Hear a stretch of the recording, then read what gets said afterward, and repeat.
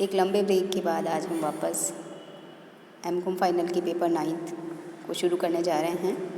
नया टॉपिक शुरू कर रहे हैं जिसका नाम है नेटवर्क एनालिसिस टेक्निक्स और उनका इंट्रोडक्शन। तंत्र विश्लेषण की क्या क्या टेक्निक्स है, क्या क्या प्रविधियाँ हैं।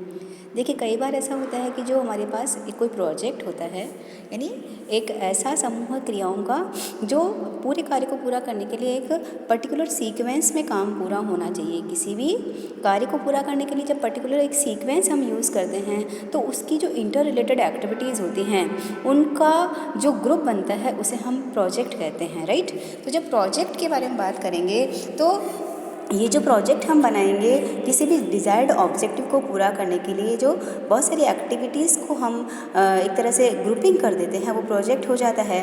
और इस प्रोजेक्ट को हम जब प्रॉपर तरीके से प्लान करते हैं, उसका शेड्यूलिंग करते हैं, उसका कोऑर्डिनेशन और कंट्रोल करते हैं, तो इस पर्टिकुलर प्रोजेक्ट को प्रॉपर तरीके से करने के लिए हम मैनेजमेंट की ये जो टेक्निक यूज़ करते हैं जिसको हम नेटवर्क एनालिसिस टेक्निक करेंगे। ये जो नेटवर्क एनालिसिस होगा इसके अंदर हम ग्राफिक प्रेजेंटेशन कर सकते हैं एक्टिविटीज़ या इवेंट्स का, या जो एक्टिविटीज़ हैं उनके प्रेजेंटेशन के साथ साथ हम उनकी इंटरडिपेंडेंसी भी शो कर सकते हैं कि जो टास्क है, जो एक्टिविटीज़ है, जो इवेंट्स हैं, उनके बीच में क्या उनकी डिपेंडेंसी है, उनमें से कौन सी एक्टिविटी प्रिसाइड करेगी, कौन सी एक्टिविटी सक्सीडिंग एक्टिविटी होगी, और उनके बीच में जो रिलेशन होगा वो पूरा का पूरा लॉजिकल तरीके से आपको अरेंज करना पड़ेगा। तो ये जो नेटवर्क एनालिसिस टेक्निक है इसके अंदर हम यहाँ पर प्रैक्टिकल के एस्पेक्ट से दो तरह की टेक्निक्स को यूज़ करेंगे। एक का नाम है PERT, PERT यानी program evaluation and review technique, और दूसरे का नाम होता है CPM। शॉर्ट में PERT और CPM चलता है, पर पूरा नाम आपको पता होना चाहिए। PERT का मैंने आपको बताया program evaluation and review technique, और CPM का होता है क्रिटिकल पाथ मेथड। तो आज हम इसमें इन दोनों का बेसिकली इंट्रोडक्शन ले लेते हैं। सबसे पहले लेते हैं PERT यानी PERT टेक्निक का।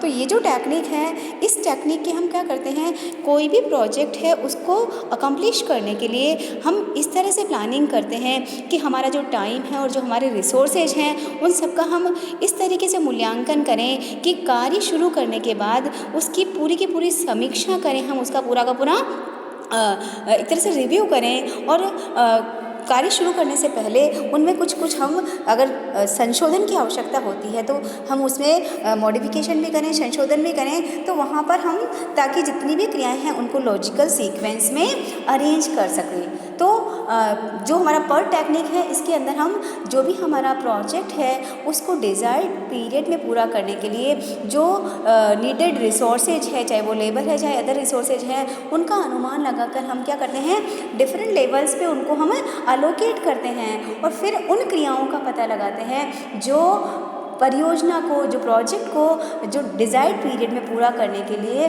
करना आवश्यक है।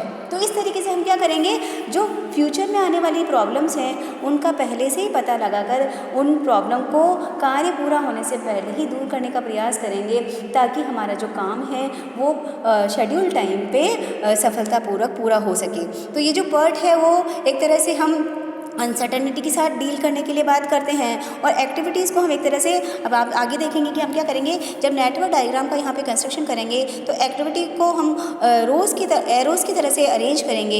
यहाँ पर प्रैक्टिकली जब हम यूज़ करेंगे तो यहाँ पर 3 तरह की टाइम एस्टिमेट हम करते हैं, most likely time estimate, optimistic time estimate and pessimistic time estimate. यह आपके प्रैक्टिकल के पॉइंट ऑफ व्यू से आगे आएगा।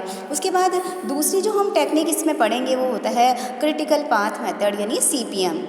इस CPM वाले मेथड में हम एक्टिविटीज़ को भी हम यहाँ पर भी नेटवर्क डायग्राम की तरह ही एक तरह से यूज़ करेंगे, पर यहाँ पर जो एक्टिविटी, वहाँ पे एक्टिविटी ऑन एरो मेथड था, यहाँ पे नोड नेटवर्क कंस्ट्रक्शन हम यहाँ पर करते हैं। तो ये जो हमारा CPM है, ये जो मेथड है ये PERT से मिलता जुलता ही है, लेकिन इसका विकास स्वतंत्र रूप से हुआ है। 1958 में EI ड्यूपॉन्ट कंपनी के वॉकर थे और रामिंगटन रैंड कंपनी के केली थे। इन दोनों ने मिलकर इस टेक्निक का आविष्कार किया है। तो इस टेक्निक में हम क्या करते हैं, किसी भी प्रोजेक्ट में लगने वाली लागत और उसके जो टाइम ड्यूरेशन है उन दोनों में इस तरह से हम कोऑर्डिनेशन करते हैं कि हमारा अगर ज़रूरत पड़े तो चाहे हम रिसोर्सेज में वृद्धि कर दें, लेकिन वो जो क्रियाएं हैं, जो एक्टिविटीज़ हम कर रहे हैं उनका हम ऑप्टिमम इस तरह से अरेंजमेंट करें कि हमारा जो टाइम शेड्यूल है, जो कॉस्ट है, वो हमारा एक तरह से ऑप्टिमाइज़ हो सके।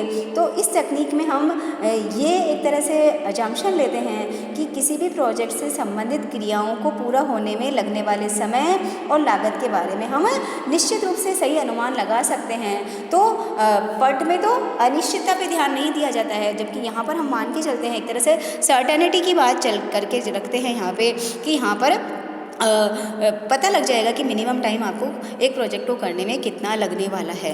तो ये बेसिकली PERT और CPM का हुआ। PERT का भी आविष्कार जो हुआ था 1958 में ही हुआ था, और जब पोलरिस बैलिस्टिक मिसाइल को एक तरह से बनाना था तो उस समय अमेरिका में इसका इन्वेंशन हुआ। अमेरिका की जो आपकी नेवल विंग है वहाँ इन्वेंशन हुआ, सैनिक परियोजनाओं के लिए हुआ था। लेकिन बाद में जब इस टेक्निक का ओवरऑल यूज़ हुआ, पता लगा कि इससे हम हर तरह का अनुमान लगा सकते हैं और भविष्य के बारे में हम एक तरह से उनको कठिनाइयों को दूर करने की कोशिश कर सकते हैं। तो आजकल इस PERT टेक्निक का यूज़ जो है वो बिजनेस में भी होने लग गया है।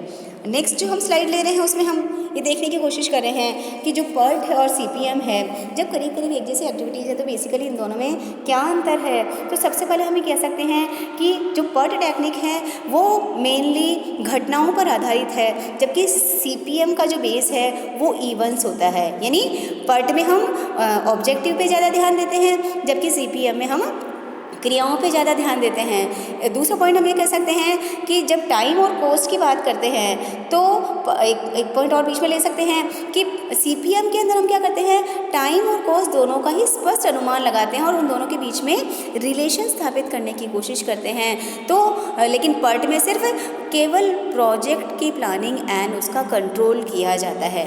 उसके बाद जब अनसर्टेनिटी टाइम एस्टिमेट की बात करेंगे तो PERT के लिए, क्योंकि उसका यूज नॉर्मली रिसर्च प्रोजेक्ट्स के लिए किया जाता है, इसलिए यहाँ पर हम अनसर्टेनिटी को भी ध्यान में रखते हैं। लेकिन CPM में जैसे पहले मैं बता चुकी हूँ कि जो वेरियस हमारी एक्टिविटीज़ होगी उसका जब हम टाइम एस्टिमेट करेंगे तो वहाँ पे हम अनसर्टेनिटी की तरफ देखते ही नहीं हैं। तो PERT जो है वो प्रोबेबिलिस्टिक मॉडल है, जबकि CPM जो है वो डिटर्मिनिस्टिक मॉडल है। इस तरह से हम इसका पॉइंट और बना सकते हैं।